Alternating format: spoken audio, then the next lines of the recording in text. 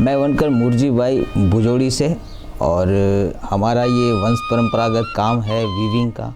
और मैं 10वीं कक्षा पढ़ के सीधा लूम पे मेरे पिताजी ने मुझे बिठाया और उनके आशीर्वाद से बहुत कुछ सीखा वीविंग में और फिर काम करते रहा। और बाकी जो भी अनुभव रहे उस अनुभव से बहुत कुछ सीखने को मिला है।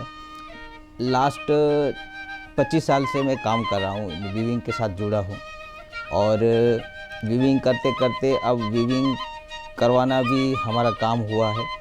और स्टॉक बनाना, नया प्रोडक्शन बनाना, नए सैंपल्स तैयार करना और थोड़ा बहुत डिज़ाइनिंग सीखने के बाद जो एक नया बदलाव भी आया और उस बदलाव में कुछ कॉन्सेप्ट को लेके नया कुछ करने का जो एक नया सुझाव मिला, तो इसमें हमको मार्केट में बहुत सारा सपोर्ट मिला है इस चीज़ का। और जैसे जैसे हम एक्सपेरिमेंट करते गए और नया नया करते गए, उसी तरह उसी को लेके हमारे अंदर का जो एक अलग से जो कला है, एक अलग करने का जो एक नज़रिया है, उसमें हमको एक नया जोम और नया एक आत्मविश्वास हमारा जगह है वीविंग में। तो इस चीज़ में हम अपनी कला को बहुत सारे उतार चढ़ाव के बीच बहुत सारा इसमें बदलाव भी देखे और कुछ नया करने का नया जोम भी मिला। तो ये एक हमारा जो काम है वो एक साधना के रूप में हम इसको लेते हैं और बहुत पवित्र काम रहा है हमारा ये। हम बहुत भाग्यशाली हैं इस चीज़ में जो हम जुड़े हुए हैं। जो हमारी वीविंग टेक्निक जो ट्रेडिशनल है वो है प्लेन वीव। अब प्लेन वीव में 4 शाप होती है, उसमें में ही हमको खेलना है। अब नया बदलाव भी नहीं कर पाते क्योंकि हमको ट्रेडिशनल भी पकड़ के रखना है। क्योंकि नया करने का मतलब ये हुआ कि फिर इंडस्ट्री की तरफ हम चले जाएं, ये भी तो हमारा ये ट्रेडिशनल खो जाए। तो हमको ट्रेडिशनल को तो बचाना ही है।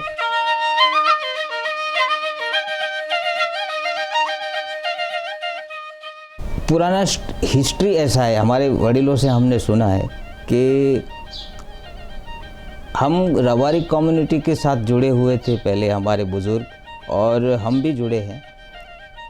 पहले का समय ये था कि उनके लिए सारा उनका लेडीज़ और जेंट्स दोनों का वो कपड़ा वीव करते थे।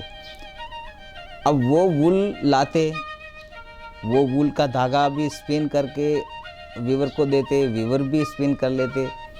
ये सब मिलके उनके लिए वीव करते कपड़ा, और फिर बाद में उनके बदले में वो अपनी जो घर की जो जीवन जरूरी चीज़ वस्तुएं हैं वो आपस में आदान प्रदान करते। पैसा बीच में नहीं आता था, ये एक समय था।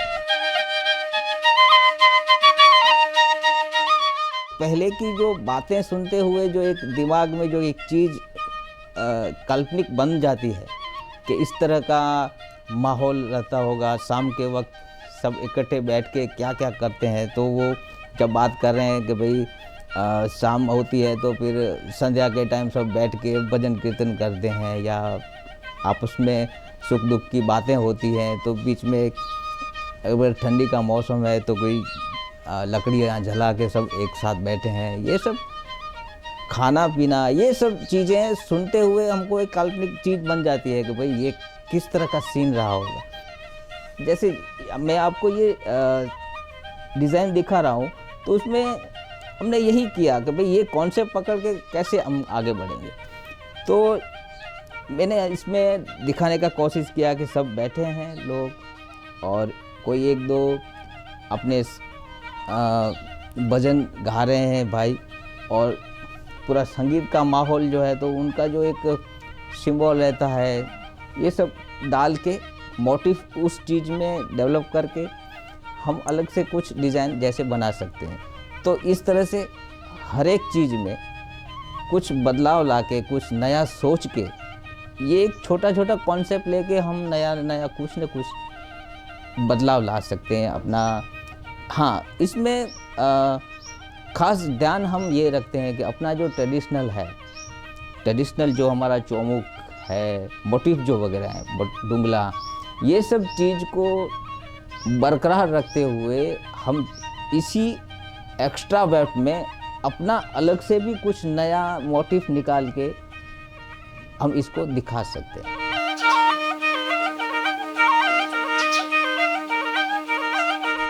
दूसरा नया सोच अगर होता है तो कोई नेचर से कोई पत्ता ले लो, कोई फूल ले लो, उस फूल को पूरा ऑब्जर्वेशन करके कागज़ और पेन लेके इसका जो ऑर्गेनिक फॉर्म है, उस ऑर्गेनिक फॉर्म को हम कन्वर्ट करेंगे अपने वीविंग का जो फॉर्म है उसमें, इस तरह से नया मोटिव भी मिलेगा।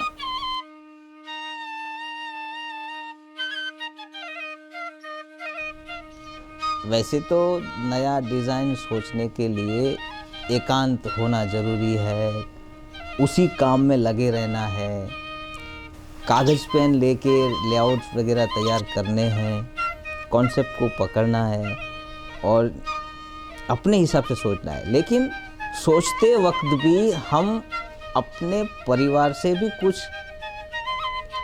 माहिती ले सकते हैं, उनसे भी पूछ के आगे बढ़ेंगे, भले उनको उनका विषय हो या ना हो, लेकिन कुछ न कुछ ऐसी बात हमको मिल जाएगी जो हमको बहुत आगे ले जाती है।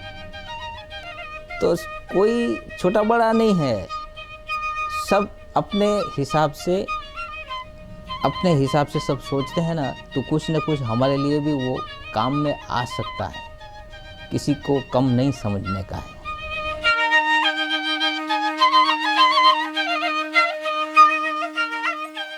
मीरी जो है वो हमारे बुज़ुर्ग लोग जब ढाबड़ा पहले बनाते थे तो शुरुआत हमारा मीरी से होता था। वो पहले मीरी डालते थे उसकी मजबूती के लिए, और ये मीरी जो है वो एक्स्ट्रा धागे को लेके एक्स्ट्रा फिंगर्स वीविंग है, वो एक अलग टेक्निक है जो बॉबिन से शटल से नहीं डाला जाता, एक्स्ट्रा हाथ से ही डाला जाता है और उंगलियों की अलग अलग टेक्निक करके उसको डाला जाता है। मीरी डालने का मकसद एक ही है कि उसकी जो ये कपड़ा है, कोई भी प्रोडक्ट है, उसका स्ट्रेंथ एकदम बना रहे, उसकी मजबूती बनी रहे, उसके लिए ही डाला गया है। इस मीरी को मैंने मेरी कंपनी का नाम दिया, लोगो दिया, और इस मीरी का उपयोग मैंने एक डिज़ाइन एलिमेंट के रूप में अलग से प्रोडक्ट में डालना शुरू किया फर्स्ट टाइम। ये मेरा ट्रेडिशनल भी रहे और नया लुक भी मिले, ट्रेडिशनल लुक। इसलिए मैंने एक स्टॉल बनाया वूल का, उसमें हमने मीरी को एक अलग रूप दिया। देसी वूल में अगर काम करेंगे तो हमारी कम्युनिटी का जो आज से 100 या 200 साल पहले का जो एक कॉन्सेप्ट रहा था, उस समय को वापस हम ले पाएंगे, और कम्युनिटी के बीच में जो एक दूरपन हुआ है उसको हम नज़दीक ले आएंगे, संबंध को भी। और जो हमारे मालधारी लोग हैं, इन मालधारी लोगों की जो एक आमदनी है उसमें भी बढ़ावा आएगा उनसे अगर ये वूल हमने लिया। दूसरी बात ये कि स्पिनिंग का जो एक प्रोसेस है, धागा बनाना, इसमें भी हमारी बहनें नया एक गृह उद्योग मिलेगा। तो बहुत सारे फ़ायदे हैं लोकल हमारी देसी वूल में। अगर हम काम ज़्यादा हमको मिला, मार्केट में भी अच्छा अगर चला, तो इस चीज़ में बहुत सारे संभावनाएं ऐसी हैं जो हम किसी के ऊपर निर्भर नहीं रह पाएंगे रॉ मटेरियल के बारे में। तो हमारे कच्छ में ही ये धागे उपलब्ध रहें, और बीच में 2-3 और परिवार को भी इसमें कुछ इनकम होगी इस चीज़ की, और फिर वीवर तक आएगी। फिर डाइंग है, डायर का भी अलग से चार्ज रहता है। तो इस तरह से एक प्रोसेस ये इतना लंबा है कि परिवार को इसमें से इनकम मिल सकती है।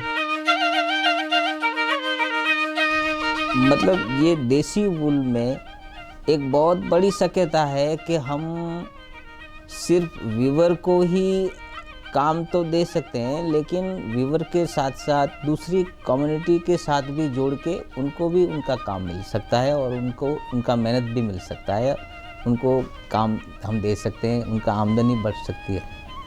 ये इसमें एक ये अच्छी बात है।